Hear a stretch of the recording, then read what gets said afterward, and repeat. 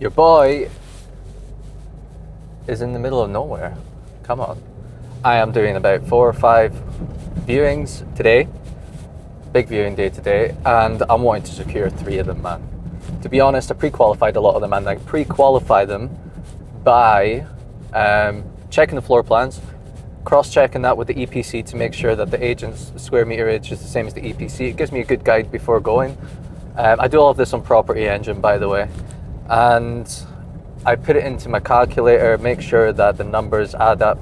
So I make sure that I know what I'm going to offer before I get there, and I get the offer ready before I get there, because I just say to them, look, I'm willing to offer on this right now. Cash, bridging, you know, like whatever you prefer to fucking offer. And like, they're like, oh shit, brilliant, well, that's great, I'll let them know.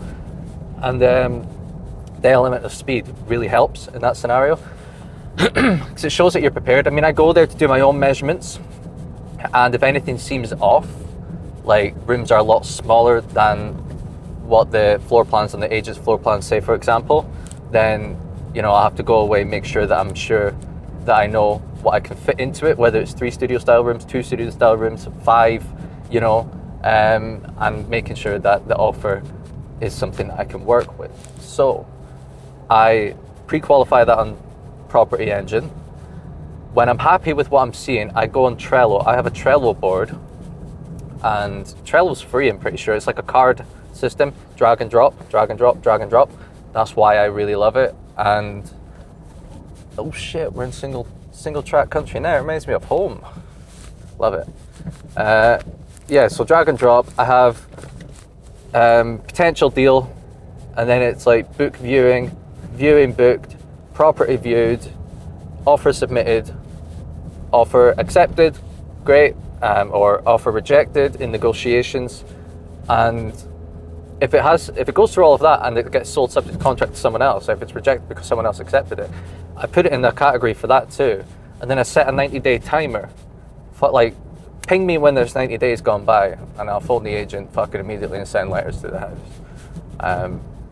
Because it should have completed conveyancing by that point, so there may be problems and it may be a bit sketchy, you know? And I've already done all my due diligence on that property, so I know that the offer could still stand, and they know that I'm interested. So I've done all of that, got everything ready. I'm ready to do all my viewings today. I recommend downloading Property Engine. I recommend Trello. I recommend Magic Plan. So if you have a laser measure, have a laser measure. And if it has a Bluetooth option, I use the Bosch one. And if you have Magic Plan, it just connects to it, and then boom, it comes up on your phone, and you can do it very quickly. What else do you want for a viewing? Off the top of my head, I don't know. I use Google Sheets for my calculators, and that's it. I mean, you can use Street Check, EPC Checker, stuff like that, you know.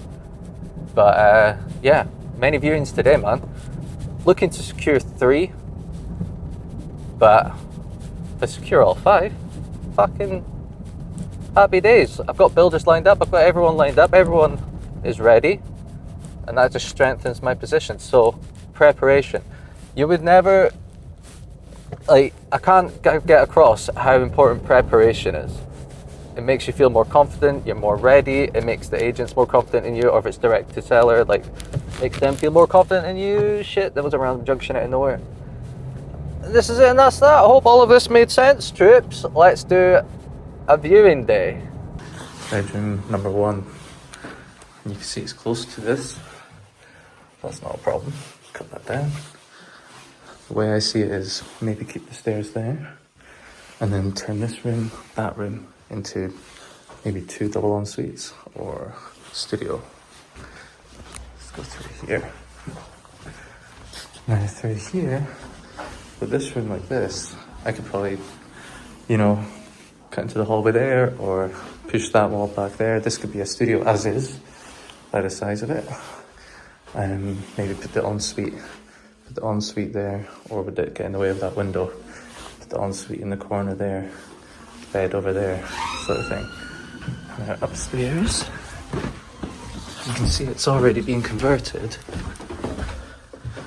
but it's not high enough. And the way I see it is like, this is fine, we can work with this, but I'm trying to think, this may not be high enough. It should be fine, actually, really. Ensuite could possibly stay there or just rip it out and then build onto this, build like a dormer onto that, you know? So you've got like good foundations to lay on. A lot of work still needs done, definitely needs done. And that's it. Extend into the garden. Downstairs, we have this. I forgot to show you downstairs, so here it is. Down there. All the way up there. Huge dining room here. And this is probably so big, you keep the stairs there. You don't have to do the U-shaped staircase. I mean, you might want to see what the floor plans are saying, but this is the off shot here. Probably extend this there. You know, it's in the middle of the house, which is interesting. I haven't done that before. So, this is view number one. You've got parking, off-street parking here. I submitted an offer and I want to see that they got it.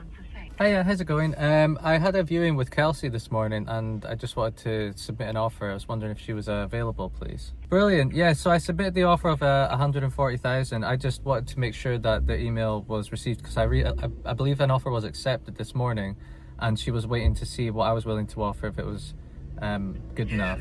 Well, if the offer got accepted, it would be nice to view it again with the builder and such. Right. I said I need to view it with my builder just to get a quote together, to get an estimate together, and now they're all freaking out. But we'll be fine. We'll be fine. I'll reassure them. Look, it's just standard procedure. Carrying out a big renovation. The property's not in great shape anyway, so it's normal to go around with a builder. Like, that's not bad. So I'll send everything, proof of funds, proof of ID, proof of address, have it all ready, send them that and reassure them that this is okay. You're in safe hands. All right? I wonder if you can turn this into like a little home office or like I was thinking of man cave, yeah. Hi, how's it going? I just viewed a property and wanted to submit a viewing, an offer, please.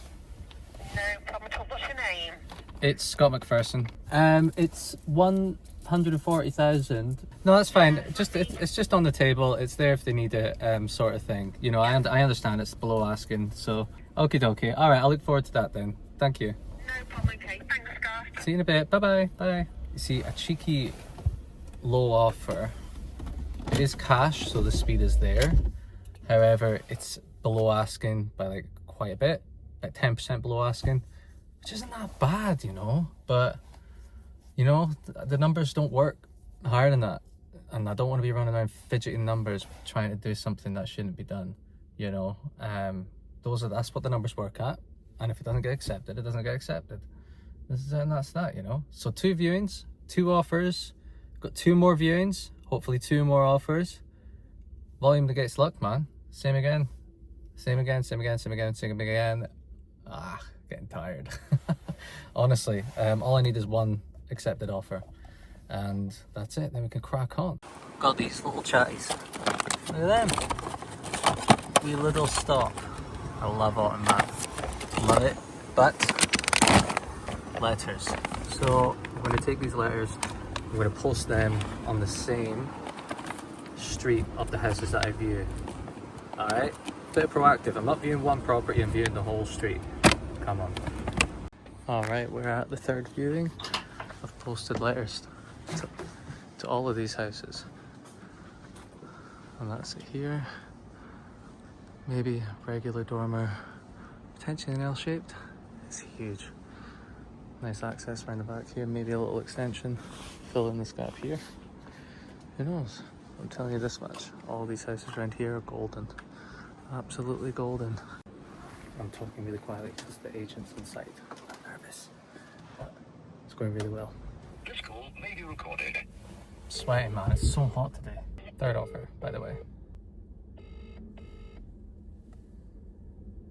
Begin speaking after the tone. Hi, my name's Scott McPherson. I would like to submit an offer, please. So if you could call me back as soon as possible on this number, 073. Why do we talk weird on voicemails? Voicemails and emails. We talk weird on emails and we talk weird on voicemails. We do not talk like normal humans. You know? Odd. Right, straight to another viewing. Let's go. Time to put an offer. I was just out of viewing, Thank you for calling. but I couldn't record it or get a good video. Charles Cameron speaking. Hi, how's it going? I just viewed a property of yours. Yeah, I was just wanting to submit an offer, please. What name did you view the house under today? Scott McPherson. We got proof of funds, ID, address, everything you need to move quickly too. Great. All right. Let me contact the owner. I'll come back to you as soon as I can with an answer on that. Awesome. All right, I appreciate that. Thank you. Thank you. Bye bye. Bye. Oh, I hope he does it quickly. Offer received. That was a quick email confirmation. Offer received. Confirm that your offer has been reported to my clients. Lovely.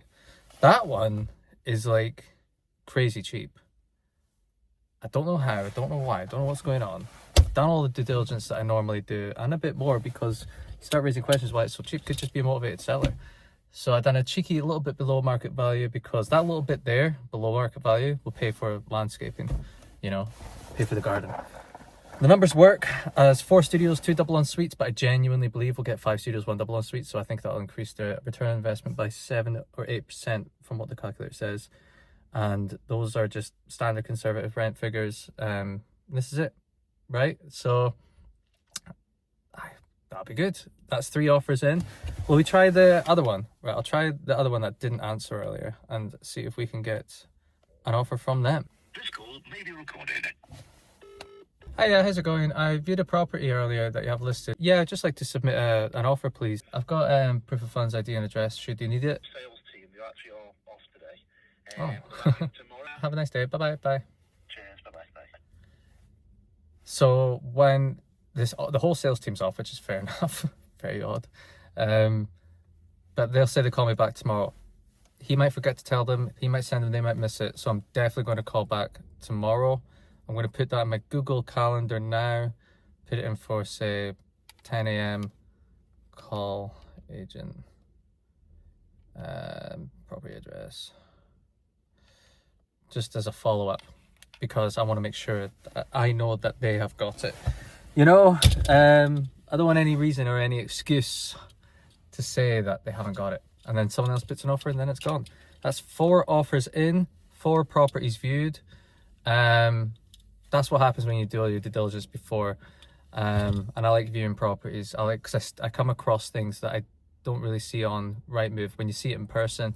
So you can see behind me, up and down this street, all of these houses match what I look for.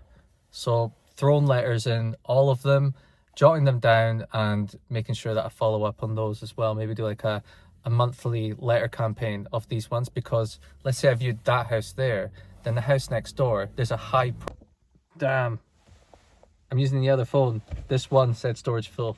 So like I said, there's a high probability that it'll have the same floor plan. So I'm not saying all of these houses are the exact same, but there's a high chance. So I'll keep saying this until I'm blue in the face. When you view one, you're viewing the ones next to it.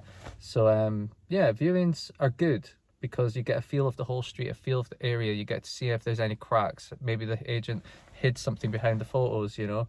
So although I know people that do the whole right, will they accept 130, and they'll be like, no. It's something about that I don't really like, because I feel like you're missing out the opportunity that surrounds that house, you know. So even if I know the house doesn't work, or if they will not accept my offer, I chuck the offer in anyway, just in case, so they can circle back to it.